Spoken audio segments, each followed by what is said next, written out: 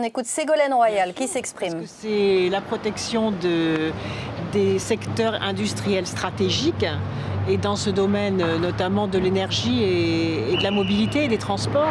Mais vous savez, d'autres pays ont ce type de protection. Les États-Unis ont ce type de protection. Donc il s'agit à la fois d'attirer les investisseurs, mais en même temps de ne pas laisser préempter nos intérêts stratégiques.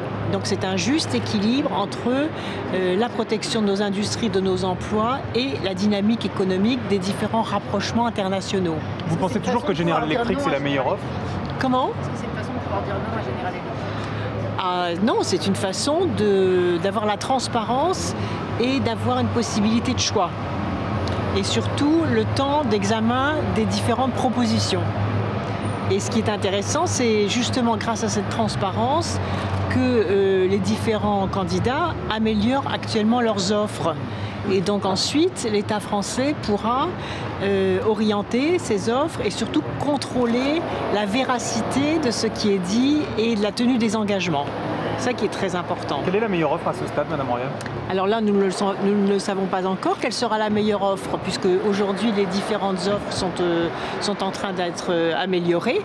Et donc, c'est au vu des propositions définitives et contrôlables que l'on pourra savoir quelle est la meilleure offre. Mais sur un secteur qui est stratégique, hein, celui de l'énergie et celui des transports, qui sont comme les grandes infrastructures du pays, il est très important de regarder les choses, surtout lorsque la puissance publique a investi, que les Français ont investi dans ces grandes entreprises.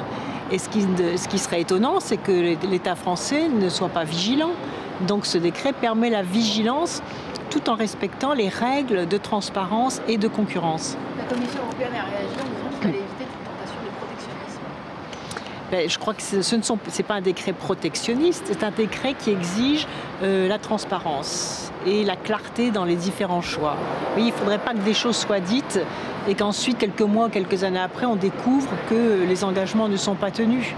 Et notamment dans les lieux de décision, dans les intérêts stratégiques croisés, dans les perspectives d'investissement, dans le nombre de maintien des emplois. Et donc il y a des dynamiques industrielles positives, parce que ce sont des secteurs d'avenir. Hein. On le voit dans la montée en puissance des nouvelles énergies, on le voit dans la montée en puissance des besoins dans le monde entier sur la mobilité durable, et notamment sur le train et sur les tramways.